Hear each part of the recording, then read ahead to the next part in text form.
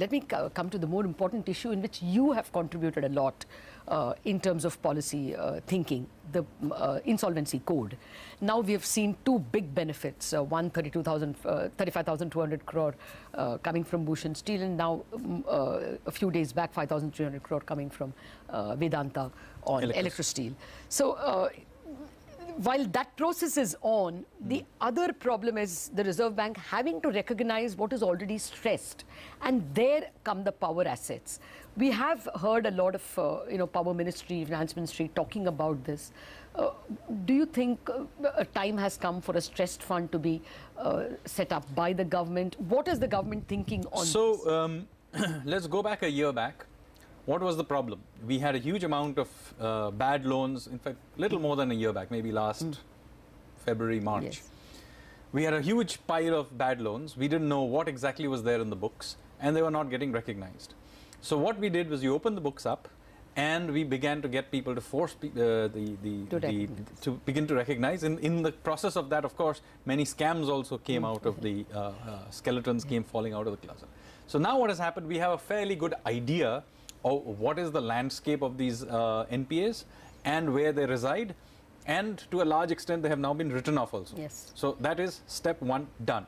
It is also done two things. One, we avoided creating a bad bank, as you know, which would perhaps have become another warehouse like BIFR. Instead, we began to use a brand new mechanism called the IBC. Now, when we began using the IBC, did we know exactly where it would go? No, we didn't. We identified 50 odd top companies, we put it into it, and at every stage we have adjusted along the way in as practical a way as possible to keep this process going. And now you just mentioned we're coming to the end of that first lot is coming to the end of the cycle, and we are beginning to sell it, we're getting auction them or whatever, and we're getting money back. Even those who have not gone into the formal IBC process, as you know, 88,000 crores odd has come back, got resolved. So we are now in the process, we're on the other side of the cycle, and we are now getting the benefits from it. Absolutely. Now, there are, however, sectors where, whether because of judiciary or because of commercial reasons, we may have to make slightly different arrangements. That would obviously, in the case of, for example, real estate sector, where large numbers of home buyers may be stuck. One example. Yeah. Power sector, now we have the Honorable High Court has given us a certain judgment. We will now examine it and we will respond. We do not claim to know everything for all time. We are adjusting along the way. The point is that we have a broad framework now, which is the IBC. Yes. And that framework will be tweaked where necessary. We will create special arrangements where necessary. The point is to be practical and keep moving the thing forward. That is all. In the end, it's about being clear about the framework and about the fact that we will adjust along the way where necessary and quickly and keep moving forward. Okay, no, actually this is, I guess, music to the ears of those who are plodding on with the legal work in IBC. One of the worries is that although the IBC has worked, the NCLTs have worked beautifully, it is the workload is 4,000 cases actually registered, but only 2,000 have been heard. So, or are various stages of hearing. One of the demands of, or the pleas of the legal community is, can we have more NCLTs? Are you seeing that as... So sure, I mean, capacity is an issue, and you know, we need to build that. And by the way, we can't just simply load it on. We need the right quality of judges, people who understand these things. We need more people in the insolvency professional. And again, we need to be careful who is let in and let out. Otherwise, you'll have all kinds of unscrupulous people also coming in. So it is somewhere we have to run it at a certain pace. Nevertheless, we recognize that, you know, everything cannot be solved through this process. So other processes have to be created. And by the way, you know, the Reserve Bank's February 12 notification also will add to this process. Yeah. Nevertheless, once the process has more or less been created, I mean, through this recent experience, we have now created precedents, processes, and so on. More processes will have to be created, new rules will have to be tweaked. But as we do it, we understand that this is an area where attention needs to be paid, and resolution is happening at multiple levels, and not everything has to come to NCLT. And you know, we've demonstrated it through this route, but in fact, to a large extent, particularly smaller cases, we may need to allow for different kinds of resolution. MSMEs can, you cannot carry out the same kind of level of scrutiny and auctioning, etc., for say a small company that produces pipes with 20 people in somebody's backyard. Cannot have the same level and processes, etc., and than say Bhushan Steel.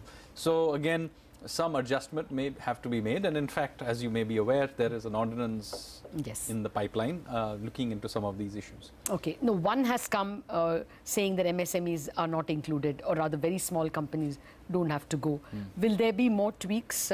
Because some would expect a related party and all. As a general principle, this government functions without the approach that the high priests of Planning Commission know the solution to every problem.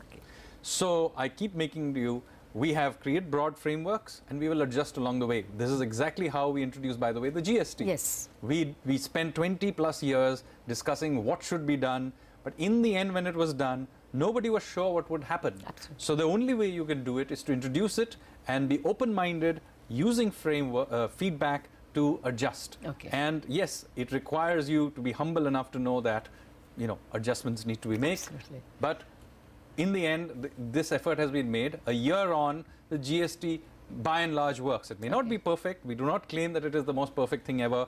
Can we improve on it? Absolutely. But we have a unified tax system for the whole country. It's done.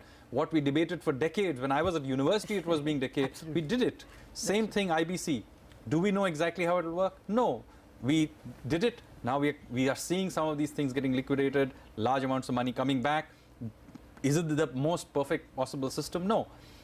We need to invest into creating capacity. We need to still create, bells and whistles around the rules, but we will keep adjusting it till it becomes, and maybe it'll never be a perfect system, but that is fine. Okay. Well, just two more questions on this IBC.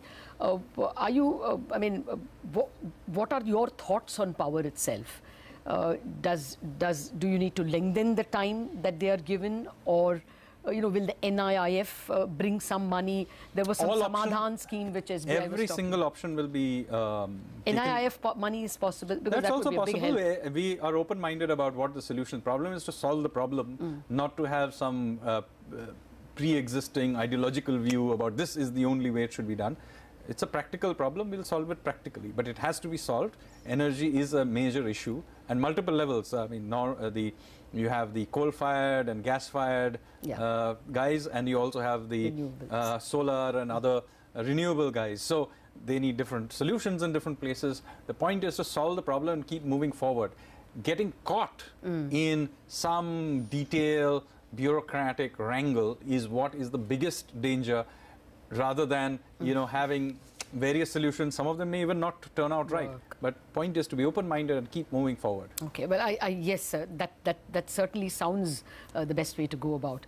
Just a final question. The February 12th circular has created its own, opposition, and a lot of people in the banking system who also believe that this was the only way to go. A lot of investor brokerages gave it a thumbs up. Do you think some tweaks are needed? What's the government standpoint? Well, we have had discussions on the Reserve Bank. Of course, there are pros and cons on that. And as I said, there are different views that have been feedbacks on this. And the Reserve Bank governor and deputy governors are all aware of we now have a new deputy governor, as you know. He's a banker himself. So, and will know all these issues. So, at an appropriate time, if adjustments are needed, adjustments will be made. At every stage, the point I'm making to you is we take feedback, some judgment is taken on trade-offs. That's what policy making is about. But reasonably quickly, some solution is found.